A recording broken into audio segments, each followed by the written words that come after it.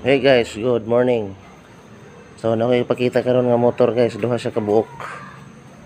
So i-compare nato guys si kinsay ganahan ni KLX Kawasaki og ni CRF Honda CRF. So i-compare nato guys, no. Resibo gamay. I-compare nato dakon. Kani medyo tindog kay siya tanawon kay kulag hangin yan ligid. Tanaw na to si CRF guys. Oh, barugan kaayo. O si KLX. So, same sila barog. Ang kalapdon sa lang lawas na o kalapdon. So medyo dili kayo lapad ang KLX dira dapita. Compare ni CRF. Medyo lapad jud dihang cover dito og diri nato pod makita sa iba tubangan, no. So dili pa siya digital, no. So analog pa yung display na siyang fuel.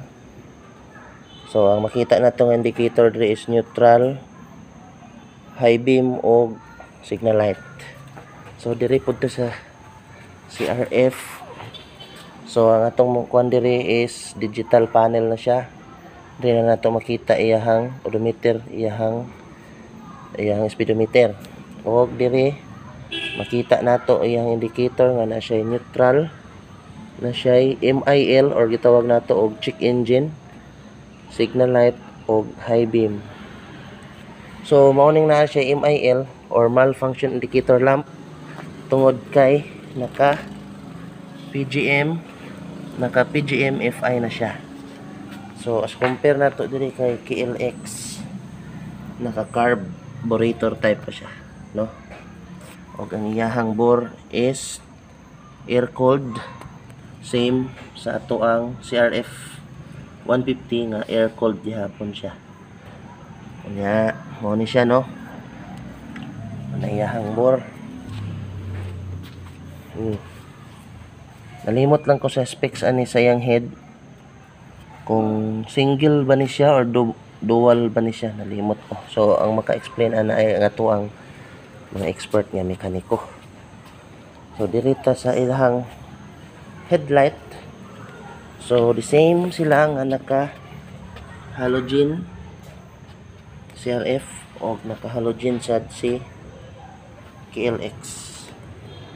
O diri sa iyahang manubila. So naiingon ani ang design ni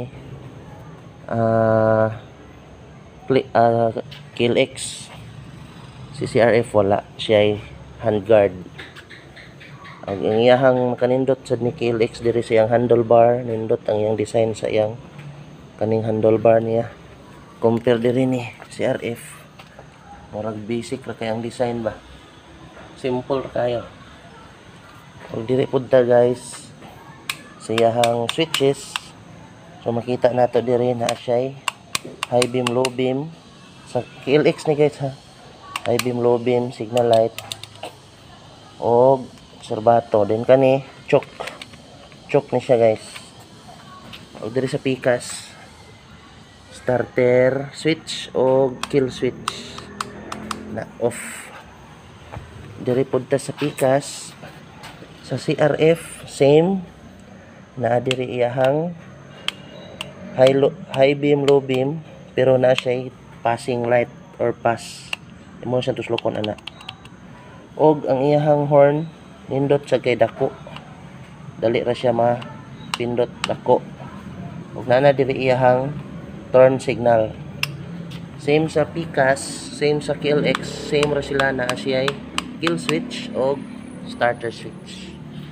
Dayon diri ta sa front shock, ang iyang absorber diri is naka-inverted fork, Showa ang brand. Og diri naka-inverted gihapon ang fork niya, og I'm not sure sa brand kay wala may nakabutang, no. So i-comment na lang ninyo sa ubos ang brand sa KLX na front shock. Og diri ta sa rear suspension, kita nato yung suspension dira guys, no. Compare nato diri So I don't know kung asay mas nindot nila og rebound ani. Makita po nato si lalom nga naka pro link gyapon siya oh. Na siya murag stabilizer. Same gyapon siya to ang CRF. Og direta sa iyahang rear sprocket. So ang sukod ani guys, comment na lang ninyo kay di ko kita. Og mao ni ang iyang design sa KLX. Alright, so murag dako ang KLX gamay no. Makina ang barog. So pabor ko sa barog ni KLX guys oh. Wapo siya. CRF. Diri pod ta oh, putris pod noon niya. Medyo lamang ang design ni CRF compare kay KLX oh. Simple rin ang design. Pero para sa kuha nice ni siya kay mo grip imuhang sapatos diri. Dili kay ka ma-slide ba kay rubber siya. Diri pod mo grip gihapon siya kay naa siya kuan pod oh. Anang groove og na siya stopper diri. Pero for me mas comfortable ni kay dako. So inigana nimo si mo tiil patos. Medyo comfortable siya no. Kani siya gamay nya dili siya rubberized, medyo print siya gid sila guys no. Diri pud ta sa iyahang footrest po diri, same lang silang duha nga mapiko. Pero rubber niya medyo dako. Ang KLX CRF medyo gamay na. Alright, so ilahang cambio is the same ra no. 5 speed, 1 down, 4 up. Same sila, naka rear disc brake, Nissin caliper. Diri rear disc brake. I think kani Nissin gihapon ni siya. I think Nissin ra gihapon ni siya guys kay ang iyahang brake master diri naka Nissin gihapon. Oh, Nissin gihapon.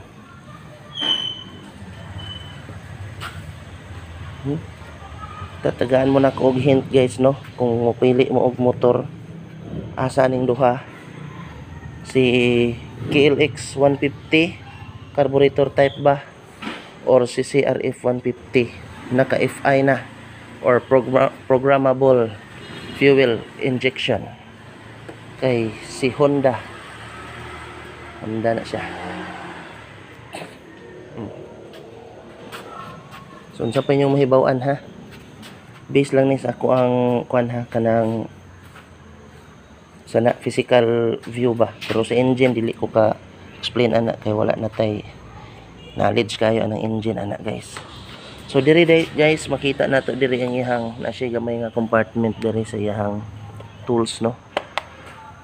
Og diri pod guys naapod ni siya diri. Pero medyo lisod lang abrihan si CRF kay tago kay siya.